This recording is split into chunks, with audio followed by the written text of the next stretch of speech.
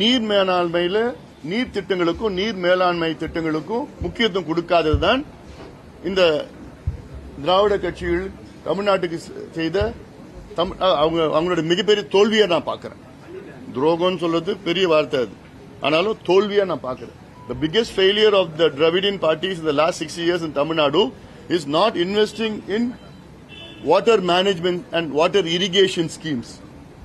இதுல என்னன்னா தமிழ்நாட்டினுடைய பாசன பரப்பு கடந்த 45 ஆண்டு காலத்தில் 40 லட்சம் ஏக்கர் குறைஞ்சிருக்கிறது.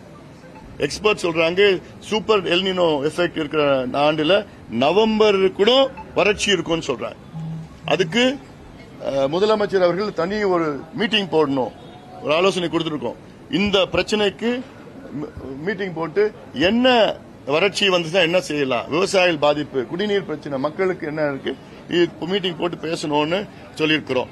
அதனால இந்த மேகதாது கட்டக்கூடாது ஒரு கோரிக்கையும் வச்சிருக்கிறோம். முதலமைச்சர் தலைமையில் ஒரு அனைத்து கட்சி கூட்டம் போடணும். மேகதாது பிரச்சனைக்காக கூட்டம் போட்டு அதுக்கு பிறகு அனைத்து கட்சி தலைவர்கள் மட்டுமல்ல, அனைத்து சட்டமன்ற குழு தலைவர்களோ சட்டமன்ற உறுப்பினர்களோ அத்துணை நாடாளுமன்ற உறுப்பினர்களோ டெல்லிக்கு அழைத்து சென்று பிரதமர் அவர்களை சந்தித்து அழுத்தம் கொடுத்து வலியுறுத்தி, நீர்வளத்துறை அமைச்சரை சந்தித்து வலியுறுத்தி இதை திட்டத்தை நிறுத்தணும்னு, அதை உடனடியாக செய்யணும்னு ஆலோசனை கொடுத்திருக்கிறோம். நல்லபடியா ஏத்துட்டு இருக்கிறாங்க. இது நடக்கும்னு நான் நம்புறேன். நான் எக்ஸ்பர்ட் சொல்றாங்க சூப்பர் எல்னினோ எஃபெக்ட் இருக்கிற ஆண்டுல நவம்பர் கூட வறட்சி இருக்கும்னு சொல்றாங்க. அதுக்கு முதலமைச்சர் அவர்கள் தனி ஒரு மீட்டிங் போடணும், ஒரு ஆலோசனை கொடுத்திருக்கோம். இந்த பிரச்சனைக்கு மீட்டிங் போட்டு என்ன வறட்சி வந்துச்சுன்னா என்ன செய்யலாம், விவசாயிகள் பாதிப்பு, குடிநீர் பிரச்சனை, மக்களுக்கு என்ன இருக்கு, மீட்டிங் போட்டு பேசணும்னு சொல்லியிருக்கிறோம்.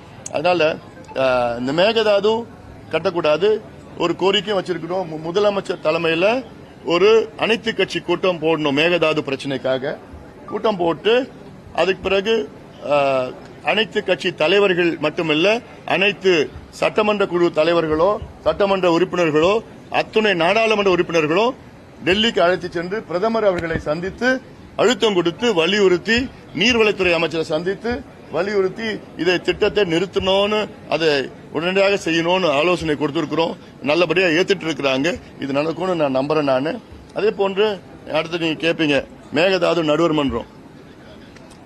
மேகதாது நடுவர் மன்றத்தை பத்தி எங்களுக்கு விளக்கமா சொன்னாங்க. ஏன் மேகதாது நடுவர் மன்றம் அமைக்கிறோம், நாங்க தீர்மானம் ஒன்று போட்டிருக்கிறோம். இது திடீரென்று வந்தது கிடையாது. இது கடந்த காலத்திலையும் அவங்க சொல்லியிருக்கிறாங்க. கான்ஸ்டிடியூஷன் நீதி உச்சநீதிமன்றம் சிறப்பு வழக்கறிஞர்கள்னா இதுல நடுவர் மன்றம் நம்ம கேட்டாதான் அதற்கு கால அவகாசம் நீடித்து போலும் அப்படிலாம் சொல்லி விளக்கம் சொன்னாங்க. ஆனால் அந்த விளக்கம் எங்களால் ஏற்புடையது இல்லை. எங்களை பொறுத்த வரைக்கும் மேகதாது நாங்க ஏத்துக்கிறது இல்ல. மேகதாது ஏத்துக்காத பொழுது மேகதாது நடுவர் மன்றமும் நாங்க ஏத்துக்கிறது கிடையாது. அதனால மேகதாது நடுவர் மன்றம் தேவையற்றது. இன்னைக்கு நம்ம நிறைய வழக்குகள் போடணும், வெவ்வேறு விதமான வழக்குகள் போடணும் மேகதாது அணைக்கு.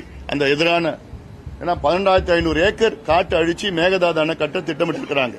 அந்த காடு என்பது 3 சரணாலயங்கள் இருக்கு, புலிகள் சரணாலயங்கள் இருக்கு அந்த காட்டுக்குள்ள.